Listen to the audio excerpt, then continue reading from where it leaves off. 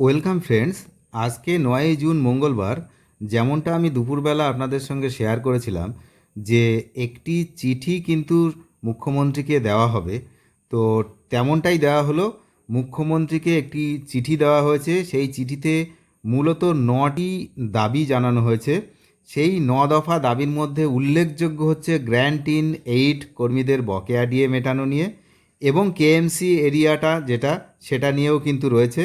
তো আমরা দ্রুত একবার এই যে চিঠিটা দেওয়া হয়েছে, যে এই যে চিঠিটা দেওয়া হয়েছে সংগ্রামী যৌথ মঞ্চের পক্ষ থেকে মুখ্যমন্ত্রীকে 9 দফা দাবি জানিয়ে চিঠি দেওয়া হয়েছে। আমরা দ্রুত একবার এই 9টি দফা কি কি সেগুলো কিন্তু একবার একটু জেনে নেব। প্রথমে হচ্ছে যে কেএমসি পেনশনভোগী, কলকাতা মিউনিসিপ্যাল কর্পোরেশনের অধীনস্থ পেনশনভোগীদের বকেয়া বিনা বিলম্বে মেটানোর ব্যবস্থা করতে হবে।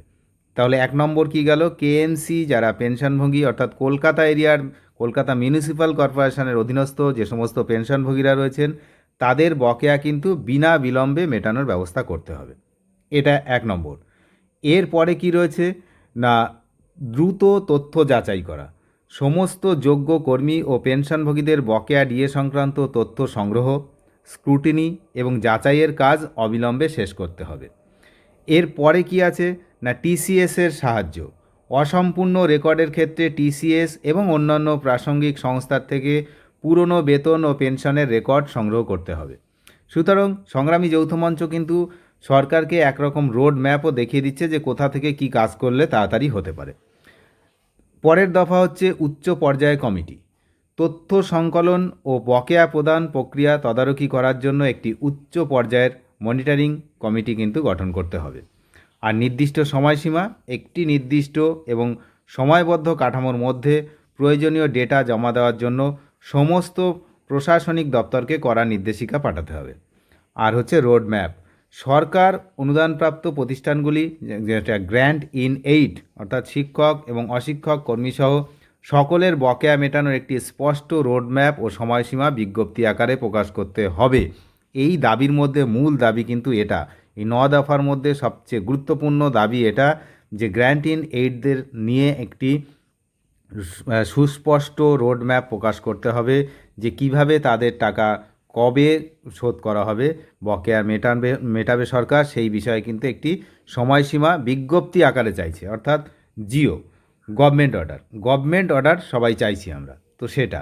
আর বাজেট বরাদ্দ, এটাও একটা রয়েছে, আপনারা জানেন আগামী 22 তারিখ বাজেট রয়েছে।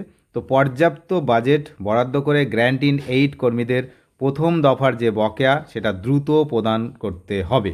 সুতরাং বুঝতেই পাচ্ছেন বিষয়টা কিন্তু খুবই গুরুত্বপূর্ণ।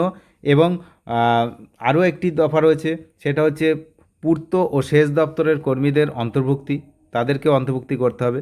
সেচ ও জলপথ এবং পূর্ত দপ্তরের ওয়ার্ক চার্জড কর্মীদের অবিলম্বে এই বকেয়া প্রদানের আওতায় আনতে হবে, যারা পিডব্লিউডি আপনারা জানেন।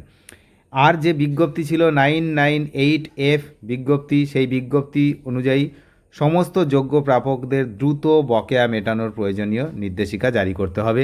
এই 998 বিজ্ঞপ্তি কিন্তু টেলিগ্রাম চ্যানেলে আছে, যারা দেখেননি তারা ওখান থেকে দেখে নিতে পারেন। তাহলে এই হলো বিষয়।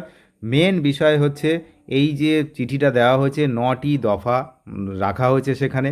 এই 9টি দফা জানিয়ে কিন্তু মুখ্যমন্ত্রীকে আজ মঙ্গলবার বিকেলে কিন্তু এই চিঠি প্রদান করা হয়েছে। অনেক ধন্যবাদ। পরবর্তী আপডেটের জন্য অবশ্যই চ্যানেলটিকে সাবস্ক্রাইব করে সঙ্গে থাকবেন। Thank you.